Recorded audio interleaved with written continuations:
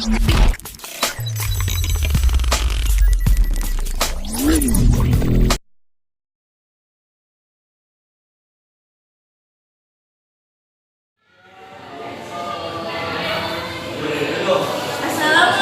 warahmatullahi wabarakatuh.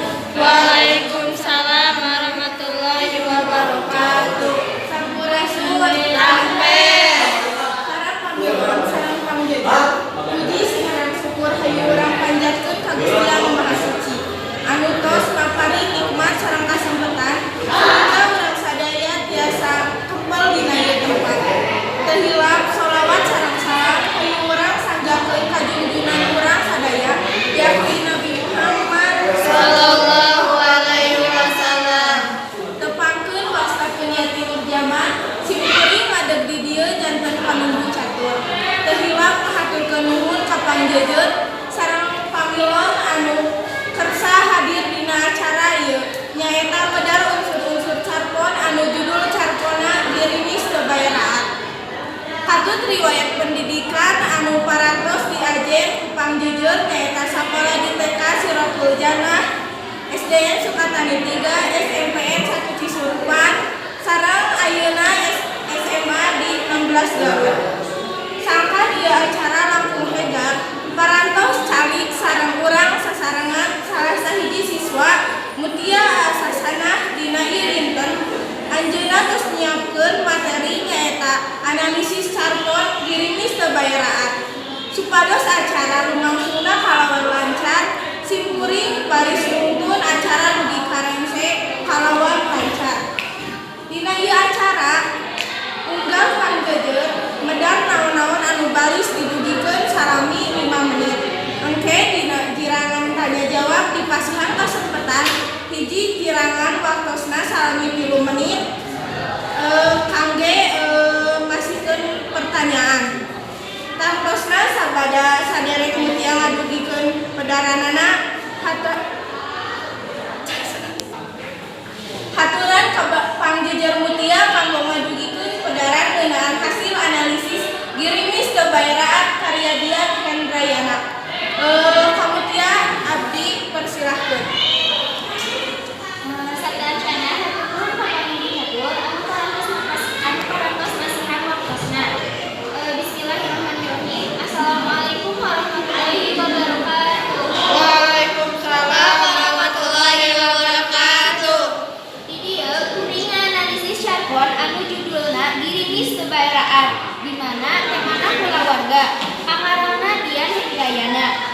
Terus di dieu kalakuna aya kuring, adik kuring, sarta emak jeung apa. Watakna di mana di dieu kuring diboga watak sabar, kuat dina dihareupan sagala nu dicocoba. Anu kadua di kuring, di mana teu bisa narimakeun kana kasedihna sarta sok halusinasi wae. Anu satuluina emak, di mana di dieu sifatna teh ngatuluyan dina kasedih, bahkan nepi ka kadang poho ka anakna. Nu satuluina apa, di mana di dieu watakna teh taat kana agama. Anu satuluina di dieu nyaeta latar, di mana latar teh di dieu kabagi jadi 3. Anu kahiji latar tempat. Latar tempat dina ieu carpon nyaeta dina sisi jendela. Anu kadua nyaeta latar waktu, di mana latar waktuna penting. Anu satuluina nyaeta latar suasana, di mana latar suasana teh nyaeta kasedih. Anu satuluina nyaeta di dieu galur carita, di mana di dieu galur caritana nyaeta galur campuran. Yen di dieu kuring bakal nyebutkeun hiji antana dua anu kaasup galurna. Nu mimiti ti peuting kamari keneh adik kuring puguh bangun menang pangabetah dina nu kawas kitu. Nah, anu satuluina nyaeta kana gaya basana, di mana gaya basa anu digunakeun dina carpon anu judulna dirimis teu bayaraat nyaeta gaya basa rautan atawa gaya basa lemes. Anu satuluina di dieu puseur sawangan, di mana puseur sawanganna nyaeta jalma kahiji anu aya kata kuring. Anu satuluina nyaeta di dieu amanat, di mana amanatna nyaeta yen urang teh kudu kuat sabar di nalika di hareupan suasana atawa kajadian nu keur nimpa urang. Jeung urang teh ulah kabutulian dina kasedih sarta urang kudu percaya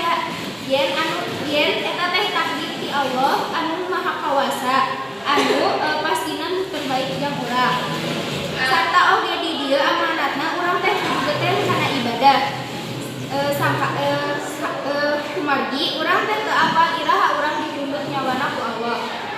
Dan di dieu anu satuluyna nyaeta ringkesan carita. Di mana ringkesan caritana teh ieu. Asa geus peuting pisan dirimis can baeraan. Basalir teh kareret adi kuring terbangun pangabetah dina anak kawas kitu nyaeta deukeut jendela. Di peuting kamari keneh. Utamana mah geus mangsa peuting lantis ku girimis cara ayeuna. Manehna atuh sok ngajanteng deukeut jendela bari tuluy nyebutkeun hawatos apa kahujanan di luar. Pek ari direret ku kuring teu aya sasahan di luar. Sarta di dieu tuluy adi kuring halusinasi sangka ninggali apa anu teu ngajanteng di buruan. Nah sabenerna mah teu aya. Tah tuluy oge ditetep deui adi kuring anteng bae mencrong kaburuan bari pok deui. Hawatos apa kahujanan di buruan. Ari pok teh dina sisi pantau teh tos aya emah nu ngajanteng. Emah teu bisa nahan kasedihna yen anjeunna tuluy kaluar ti kamar satuluyna anjeunna diuk dina lapangan. Terus di dieu anu satuluyna nyaeta diserangkeun kaburuan. Cara tadi teu da teu aya sasaha yen adi kuring eta teh halusinasi. Basar kaluar blegseup teh. Tah kitu wae carita anu ringkesanana tina carpon gerimis kebaeraan. Salajengna si kuring wihkeun deui ka pandudukeun. Tah sakitu anu didugikeun ku sadaya rupiah dina pedaran ngeunaan hasil analisis girimis kebaeraan karya Dian Hendrayana. Tangtuna pedaran anu bieu didugikeun mawa pelajaran kangge urang sadaya. Nyaeta urang kedah biasa ikhlas teu narimakeun lamun keluarga urang tos kurang warahmatullah.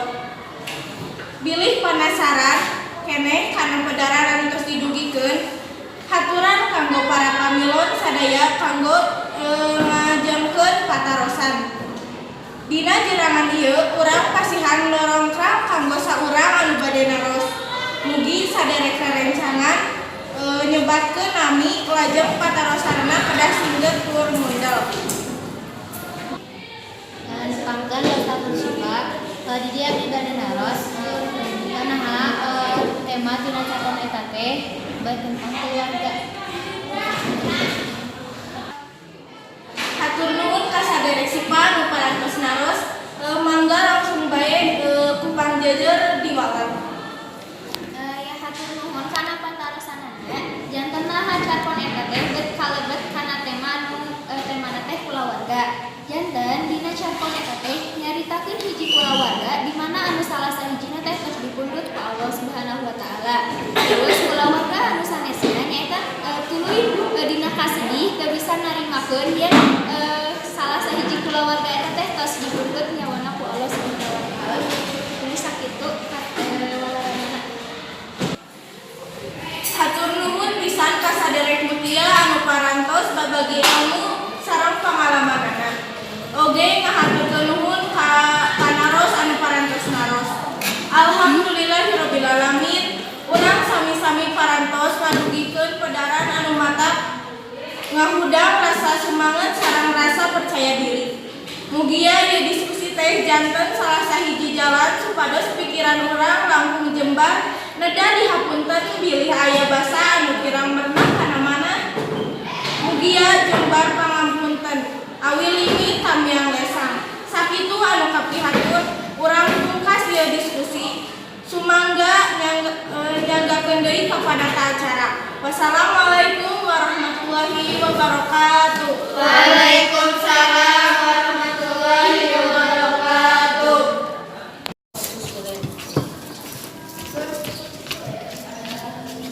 Assalamualaikum warahmatullahi wabarakatuh. Waalaikumsalam warahmatullahi wabarakatuh. Sampurasun. Rampes. Langkung ti payun urang sanggakeun puji sinareng syukur ka Gusti Anu Maha Suci.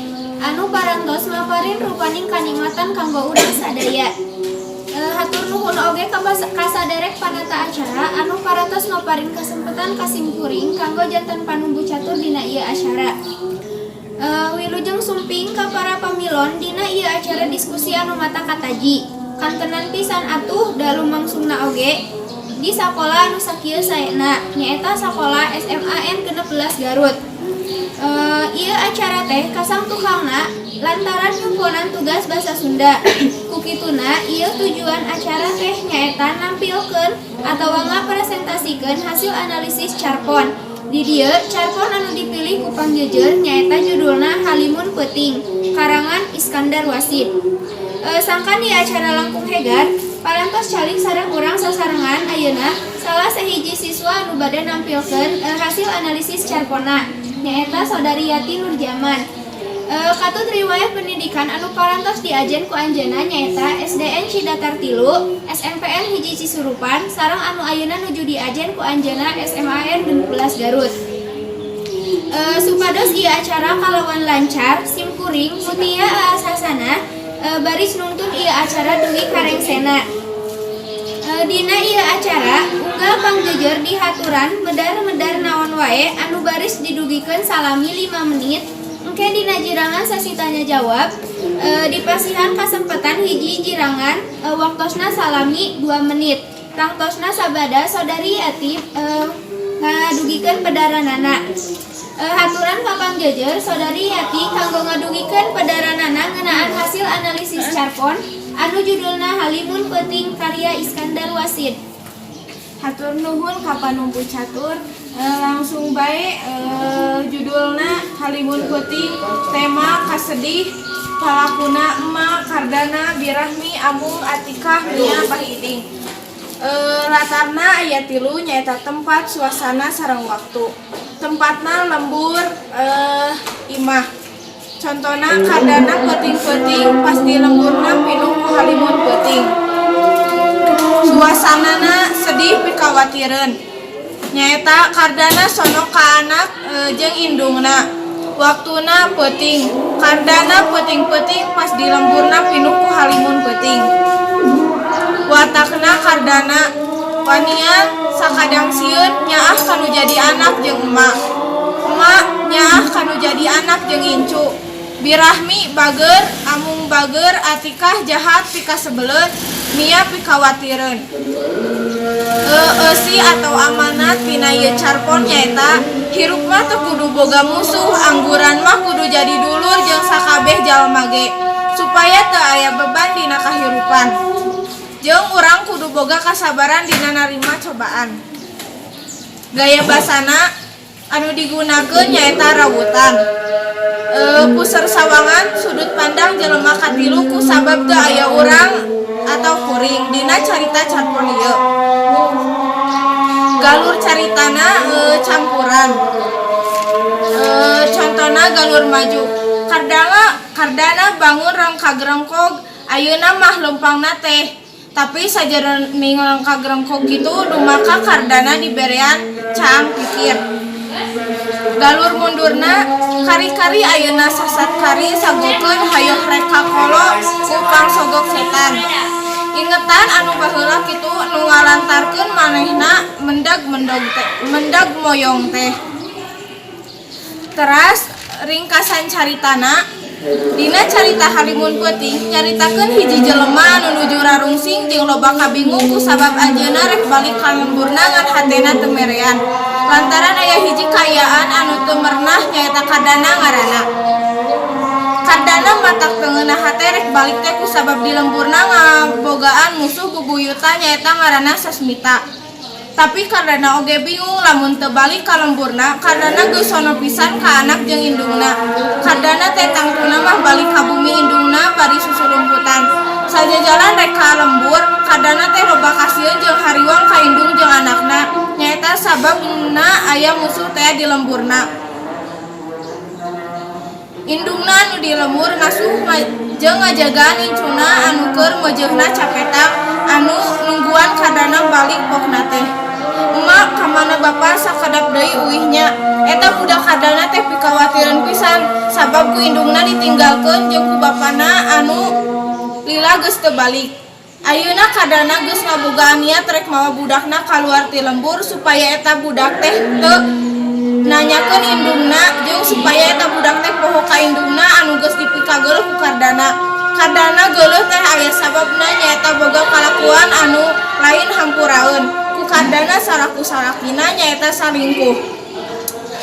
Kardana peuting-peuting pas di lembur pinuh ku halimun peuting maksakeun rek indi ti lembur mawa budak awewena kaluar ti lembur. Sabari kitu Kardana pamitan ka indungna bari rusuh ku sabab sieun kapanggih ku musuhna bari kayaan budak nuju bobo. Bapana sajajalan ngawaroan pertanyaan budak bari rasa bungah sakaligus sedih.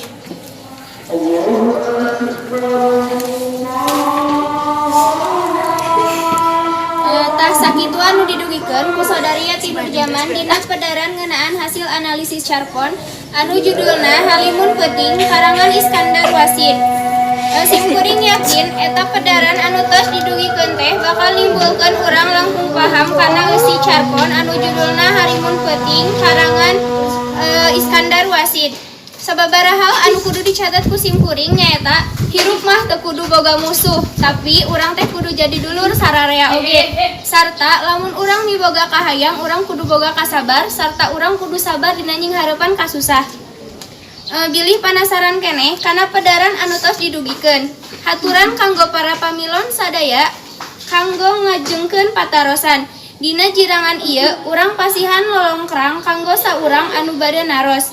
Mugi saderek rerencangan nyebatkeun nami sareng ti mana asal sateu acan naros. Lajeng patarosana kedah singget tur mundel. Mangga. Assalamualaikum warahmatullahi wabarakatuh. Waalaikumsalam warahmatullahi wabarakatuh. Tempakeun nami tepangkeun wastapun Winawinati bade tumaros.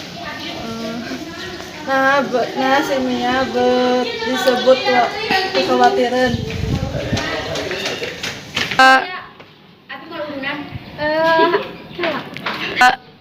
Hatur nuhun ka Saudari Winda anu parantos naros kangge walaranana sumangga kapangjejer di waler. Kumargi Mia teh tos ditinggalkeun ku ibuna ti alit-alit keneh. Janten Mia teh teu terang ka mamahna. Sareng Mia teh ayeuna diurus ku nenekna. Teras bapana Mia teh sering angkat-angkatan. Janten Mia teh disebut pikawatireun karena kusabab Mia teh henteu gaduh kumanya kanyaah kitu ti mamah bapana. Hatur nuhun pisan ka Saudari Yati Nurjaman anu parantos babagi ilmu sareng pangalamanana dina ieu acara. Panuhun oge kasanggakeun ka para hadirin sadaya utamana kanggo partisipasi aktif salami lumangsungna ieu acara presentasi.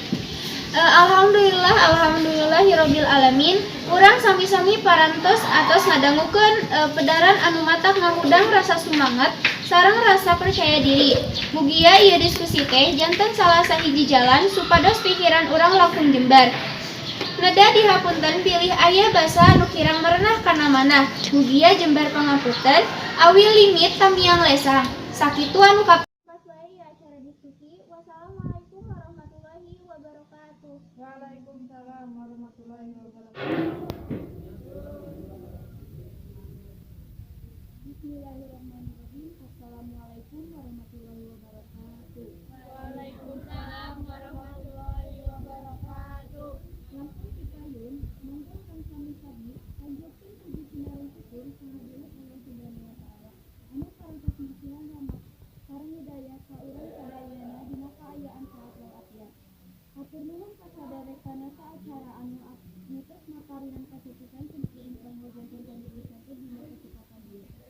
Wilujeng sumping ka para pamilo ieu acara diskusi anu matak katajikan kana sesanatu dalam langsung oge di gedung anu sakieu saena nyaeta di gedung UTMAN 15 Ieu acara diskusi teh langsung pitangna kanggo mintonton analisis Charpon anu mana Charpon anu dipilih ku pangjajar nyaeta Charpon disebut dina labunan karya Dharma Wanguna. Sangkan ieu acara diskusi langsung hegar, parantos salik sareng urang sasarengan narasumber nyaeta sifat Sabiana Lauya. pendidikanna di SD Cigedug 2, SMP-na di SMP hiji Cigedug. Sareng ayeuna anjeunna nuju sakola di SMPN 16 Garut. Anjeunna tos nyiapkeun materi anu baris kada nyaeta hasil analisis Sarpon dicurik dina lahunan karya Dharma Wanguna. Supados ieu acara lumangsun kalayan lancar, Simkuring Gini Julianti baris nuntun acara dugi karengse kalawan lancar. Dina ieu acara unggal pangjejer dihaturkeun medal naon-naon anu baris dijieun selama 5 menit. Jika dina jirangan tanya jawab dipasihan kesempatan hiji pertanyaan. Hatur nuhun ka pangjejer kita anu dipilih. Mangga ka pangjejer kanggo medar analisis Sarpon nu ceurik dina lahunan karya Dharma Wanguna. Bismillahirrahmanirrahim. Assalamualaikum warahmatullahi wabarakatuh. Waalaikumsalam warahmatullahi wabarakatuh. Di dieu simkuring beri medar perkawis hasil analisis Sarpon. Sarpon nu ceurik di lahunan karya Darpan Winamun. Kangge anu kahiji nyaeta temana nyaeta sosial. Kangge kadua palaku anu aya dina Sarpon nu ceurik dina lahunan teh nyaeta Kuring, Urang Lembur, Caana, Mang Darma, Kang Acid Eman, KRT, Kohar, sareng Emak. Kangge anu salajengna galur dina Sarpon anu ceurik dina lahunan teh nyaeta galur campuran. Kangge anu salajengna latar. Kangge latar di dieu kabagi janten 3 nyaeta latar tempat, waktu sareng suasana. Kangge latar tempatna nyaeta di lembur, di sawah, sareng di pasar. Kangge latar waktuna nyaeta liburan. Contohna aya dina kalimat. Waktu suka bunga sanggeus meureut kesang guyang letak atawa dari jeung moraretna panon poe. Kangge suasanana nyaeta haru. Contohna dina kalimat nya kaayaan meureun anu ngalancarankeun kudu aya kajadian kawas harita. Kaayaan anu nyadarkeun rea urang lembur leuwih ngabubun asina batan pikiran sehatna. Kaayaan anu ngahilak bari rupa-rupa rencana jeung harapan. Kangge salajengna pusat sawangan. Pusat sawangan dina Sarpon nu ceurik dina lahunan teh nyaeta aya gaya jalma kahiji nyaeta kuring. Contohna aya dina kalimat nya kaayaan anu ngajurung kuring jeung batur-batur pangulinan di lembur jadi rajin kana ngeprak. Kangge salajengna amanat. Amanat dina ieu Sarpon teh nyaeta lamun urang gagal dina hiji usaha teh urang ulah pondok harepan. Sanajan usaha eta teh geus direncanakeun jeung diharepkeun ku urang. Urang kudu neangan usaha sejen anu cocok jeung kaayaan lingkungan anu ayeuna. Urang ulah nepi ka eureun harepan dina kahirupan mah tuluy jalan. Kangge gaya basana nyaeta gaya basa rawutan. Kangge salajengna nyaeta ringkesan dina Sarpon anu ceurik dina lahunan. Nya kaayaan meureun anu ngalantarankeun kudu aya kajadian kawas harita. Nya kaayaan anu ngajurung kuring jeung batur-batur sapangulinan di lembur jadi rajin kana ngeprak nyiar-nyiar manuk sawah. Di lembur manuk bebenangan teh dijual ka Caana. Kuduna mah harita teh waktu panen. Waktuna patani di lembur kuring metik hasil capek gawena. Tapi lantaran ku hama parena teu kaala. Saha bae ge moal teu nyeblak hatena. Ninggali sawahna jadi tegalan jarami gararing. Pikeun ngabeberah hate jeung ganjel-ganjel kabutuh hirup. Rea urang lembur anu sagawe-gawe nyiar usaha sejen. Tapi eta kaayaan leuwih ngabalubarkeun lembur. Rea anu laporan ka RT yen geus kapanggih ingon-ingon atawa kakaya. Mung sakitu wae anu biasa dipedarkeun. Hatur nuhun. Tas sakitu anu didigukeun ku saderek SIPA dina pedaran ngeunaan hasil analisis carpo nu ceurik dina lahunan. Simkuring yakin eta pedaran anu tos didugikeun teh bakal nimbulkeun urang langkung paham kana eusi nu ceurik dina lahunan. Sababaraha hal anu dicatet ku kuring nyaeta yen carpo nu ceurik dina lahunan teh nyaritakeun hiji lembur anu masyarakatna gagal panen ku sabab hama. Biri parasaran keneh kana pedaran anu tos didugikeun. Aturan kanggo pamilo sadayana kanggo ngalajengkeun pertarasan dina jirangan ieu dipasihan lolongkrang kanggo saurang anu bade naros.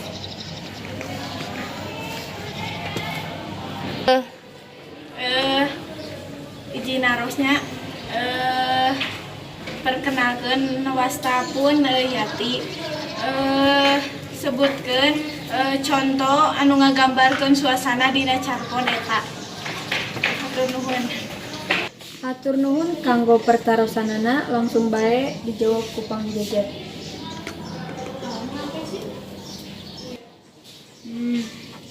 Kangge waleranana janten kieu. Suasana dina carpon nu ceurik di lahunan teh nyaeta haru. Kangge contoh kalimatna sapertos kieu. Nya kaayaan meureun anu ngalantarankeun kudu aya kajadian kawas harita. Kaayaan anu nyababkeun rea urang lembur leuwih ngagugu nafsuna batan pikiran sehatna. Kaayaan anu ngaburak-balik rupa-rupa rencana jeung harapan-harapan. Sakitu. Hatur nuhun kana waleranana. Hatur nuhun pisan ka saderek saudari SIPA anu parantos ngabege ilmu sareng pengalaman dina ieu acara. Panuhun oge sanggakeun ka para hadirin sadayana utamana kanggo partisipasi aktif salami lumangsung ieu partisipasi. Alhamdulillahirabbil alamin. Urang sami-sami parantos ngadangukeun pedaran anu matak ngahudang rasa semangat sareng rasa percaya diri. Mugia ieu diskusi teh janten salah sahiji jalan supados pikiran ulang langkung jembar. Neda dihapunten bilih aya basa anu kirang berenah kana manah mugia jembar panghapunten. Wabillahi taufiq wal hidayah. Wassalamualaikum warahmatullahi wabarakatuh. Waalaikumsalam warahmatullahi wabarakatuh. Bismillahirrahmanirrahim. Assalamualaikum warahmatullahi wabarakatuh. Waalaikumsalam warahmatullahi wabarakatuh. Langsung dipayun. Urang sanakeun puji sinareng syukur ka Gusti Anu Maha Suci. Anu parantos maparing pipingin kalimatan kanggo urang sadaya. Shalawat milu salam. Mugia tetep moco ngagolontor ka junjungan urang sadaya nyatana Kanjeng Nabi Muhammad sallallahu alaihi wasallam. Wilujeng sumping ka para pamilon anu parantos sumping ka ieu acara diskusi. Ieu acara diskusi teh kasan tukangna nyaeta kangge mintenkeun hasil analisis carpon. Anapun carpon anu dianalisis ku pangjujur teh nyaeta carpon neangan lebaran karya Syarif Amin. Supados acara diskusi ieu langkung hegar, parantos salik sareng urang sasarengan Saudari Jini Julianti. Dina ieu waktos anjeunna tos nyiapkeun materi nu baris dipedar nyaeta hasil analisis carpon neangan lebaran karya Syarif Amin. Supados ieu acara lumangsung kalian lancar, tim kuring SIPA Febriani Alawiyah baris nunjung acara dugi karengse. Haturan ka pangjejer Saudari Dini Julianti kangge ngadugikeun pedaran ngeunaan hasil analisis carpon neangan lebaran. Hatur nuhun ka Panitia Catur anu tos latihan waktuna. Langsung di dieu tim kuring bade mendarikeun analisis carpon neangan lebaran karya Syarif Amin. Nukanji nyaeta temana keagamaan, anu kadua tokoh sareng watak tidak dicantumkeun. Anu katilu nyaeta galur ceritana campuran. Anu kaopat latar hareupeun hima. Contohna mun teh kitu semet nginget kembang gedang bari dialungkeun ka luhur meunang misalkeun gagangna tina nyangseun kana dahan hareupeun imah. Anu kadua masjid. Contohna lamun di masjid nyilu takbir teu mimiti digandong nepi ka teu nyaho tungtungna inget geus di imah deui. Anu kadua nyaeta waktu. Waktuna peuting. Contohna ngalaman alus-alus pakaian meunang ditatap diusap di peuting keneh. Nu katilu nyaeta suasana. Suasana dina ieu carpon nyaeta bunga jeung sedih. Anu kalima puseur sawangan. Puseur sawangan dina ieu carpon nganggo sudut pandang jalma katilu. Nu kagenepna gaya basana nganggo gaya basa rautan. Nu katujuhna nyaeta amanat. Amanatna dina kahirupan urang kudu nyesuaikeun jeung zaman sarta lain arti lamun lebaran harita beda jeung ayeuna. Teu bagja tapi malik deui ka diri nyalira. Kangge salajengna ringkasan tina ieu carpon. Geus ti leuleutik keneh ti barang inget nu pangheulana kapanggi keur diparende di titah sare bari dijampean. Tuluy atuh geus resepna omereton da acan hudeng nyeungeut ku sorangan mah. Mun teu kitu semet nyeungeut kembang gedang bari dialungkeun ka luhur meunang misalkeun gagangna sina nyangseun kana dahan jeruk hareupeun imah. Nepi ka wani nyeungeut rantaian mata kucing nepi ka zaman budor jeung sakeusna. Lamun di masjid milu takbir ti mimiti digandong nepi ka teu nyaho tungtungna inget-inget geus di imah deui isukna. Ngalaman alus-alus pakaian meunang ditatap diusap ti peuting keneh. Menir teu terus sare. Ngarep-ngarep hayang gera-berang rek nindang sawangna anyar. Itu lebaran anu kapanggih harita. Layet alet-aletan beri kapon beri kawetan karasa bagjana. Kita fungsi sababaraha kali itu panggina lebaran teh bagjana lain beja. Unggal pre unggal ngarasa bagjat tapi eta oge tuluina mirna dina panyileukan. Da eta geuning tunggal laas ku lawas mundur ku pangaruh usum make robah ku peruwarna kaayaan. Lebaran nu mana cenah pupusan nu mesu raga nu bisa meti puji syukur ka Yang Agung takwa kanu maha suci Allah. Lebaran nu lambang nu balugeng timur caang padangna nawarna mulus tina bangsa rumah. Neangan lebaran eta bagjaning bagja nu geus bisa manggikeun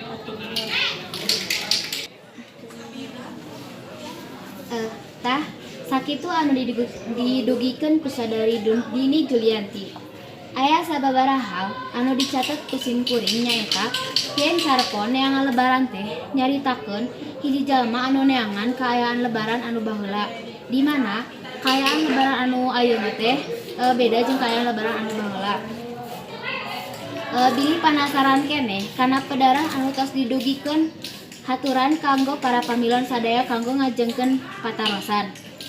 Dina ieu jirangan urang pasihan lolongkrang kanggo saurang anu bade naros.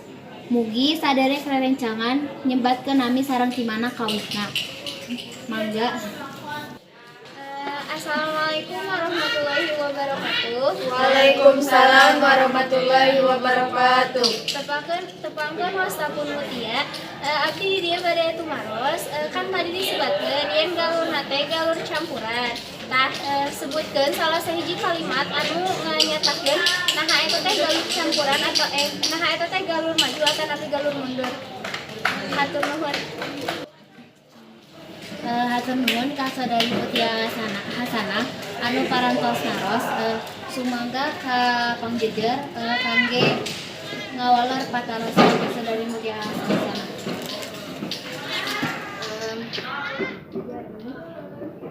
Matna nyaeta geus dileleutik keneh ti barang inget ku pangheulana kapanggi keur diparende di titah sare bari dijampean. Tuluy atuh geus resep nyaho mercon da acan hudeng nyeungeut ku sorangan mah. Hatur nuhun. Hatur nuhun kana walaranana.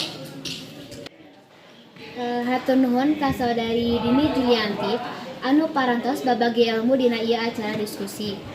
Panuhun oge kasagakeun kahadirin sadaya utamina kanggo partisipasi aktif salami rumangsungna acara diskusi ieu. Alhamdulillah, ia acara diskusi parantos rengsek. Mugia, ia diskusi teh janten salah sahiji jalan supados pikiran orang langkung jembar.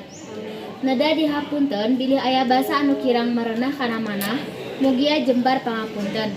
Wabillahi taufik wal hidayah. Wassalamualaikum warahmatullahi wabarakatuh. Waalaikumsalam warahmatullahi wabarakatuh. Waalaikumsalam warahmatullahi wabarakatuh. Satu supaya hayu orang mendatang puji senang syukur sama jawab anu karantos ngapari mimpinya kasmatan kanggo urang sadaya. Salawat jeung salam mugi tetep dipanjang jeung urang sadaya yakin Muhammad sallallahu alaihi wasallam.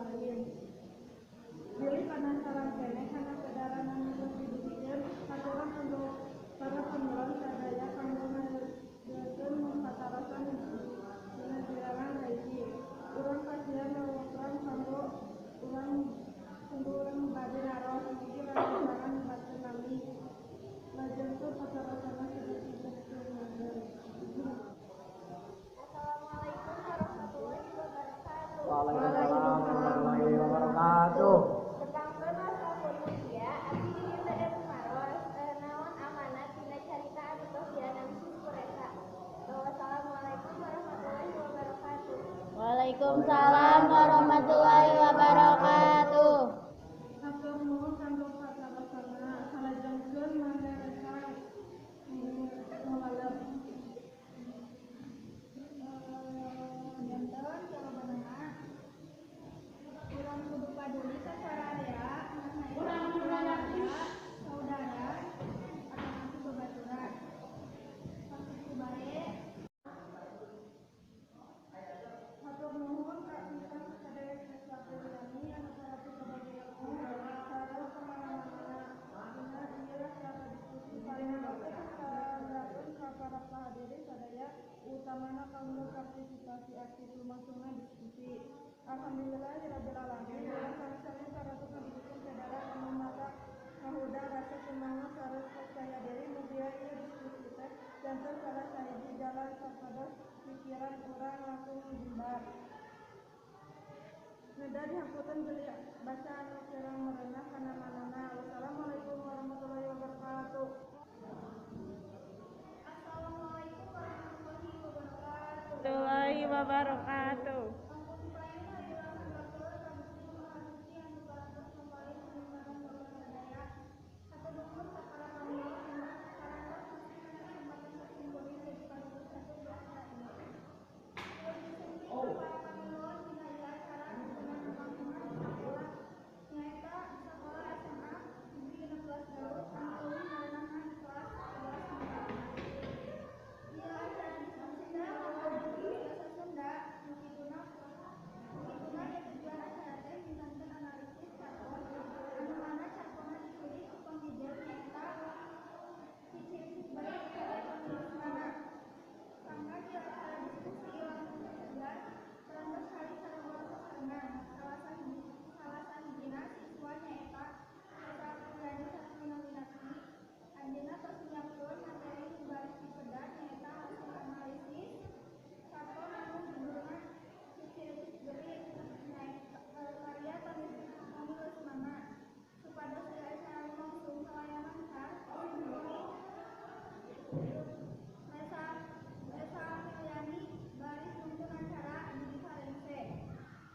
Dina ieu diskusi unggal pambijil dihajuan tamu ngerjas naon-naon anu baris digenikeun salami 7 menit. Engke dina girangan waktusna salami 10 menit sangtosna sabada sadere cenah ngabungkeun sederhana. Assalamualaikum warahmatullahi wabarakatuh. Waalaikumsalam warahmatullahi wabarakatuh. Langsung bae abdi bade ngadudukeun hasil analisis carkon nyaeta ciri-ciri baris karana penulisna. Temana keluarga lakona Mahmadi Sedang Sabiat Siti Dewi Satulu. Watakna Mang Mahdi Amanah Sedang Badeg Sadeat Sita Segala Siti Sabuli Dewi Sinta Satulu lancarna nyaeta tilu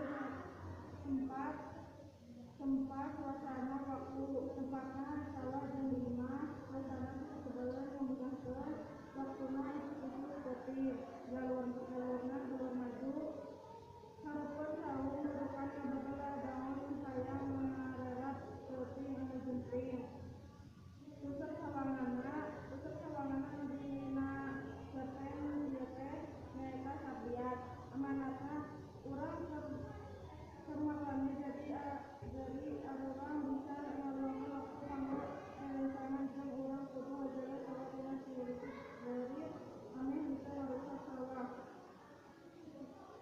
Bijaksana hareupeun saung dudukan kabebelah daun hayang ngarerat seperti anu genting hayang ngaduru lalaki jerit jengkrik ngabujeureun bangkong sabiat seueureuy ngembahas hulu ngagebrai mangga buruan saung sabiat ucukna teh kaben garetesna semu kitir siki pare rensling dina pananginan mengengan sarabong sisi lalatu ari dina dadana rebuan baris harus digores jajangkeun tos bae teh si Abi ngadengikeun analisis sakon. Assalamualaikum warahmatullahi wabarakatuh.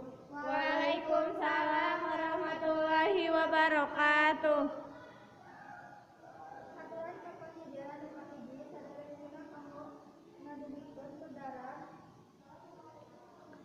Sakitu bae anu didugikeun saderengna minangki dina kedaran ngeunaan analisis sakon deui aya penjelasanna anu parantos simkuring nyaeta janten urang kudu paduli sanarea kulawarga, babaturan, jeung urang oge kudu ngajaga sawah urang tina beurit anu menjadi rusak deui ku beurit eta. Bilih penasaran keneh kana kedaran anu geus didugikeun, haturan kepada pamilon sadaya kanggo katarapunana dina jiranana hiji urang pasihan babaturan kanggo urang nu bade naros mugi rerencangan nu batur nami sareng kelasna kajengkeun katarosana kedas singkat jeung lanjut. Wastaf Yati Nurjaman ke kelas 11 IPA 5. Kan tadi jadi sebatkeun galuna teh galur maju.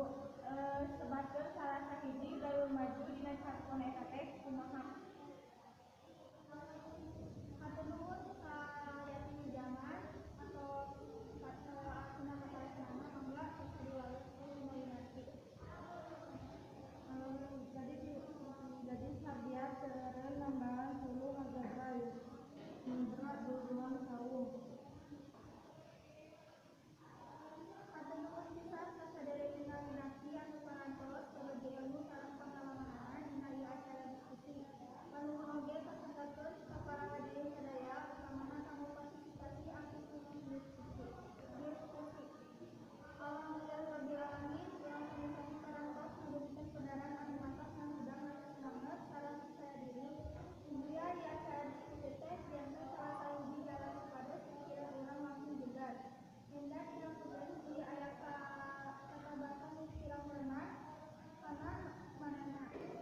Wassalamualaikum warahmatullahi wabarakatuh. Waalaikumsalam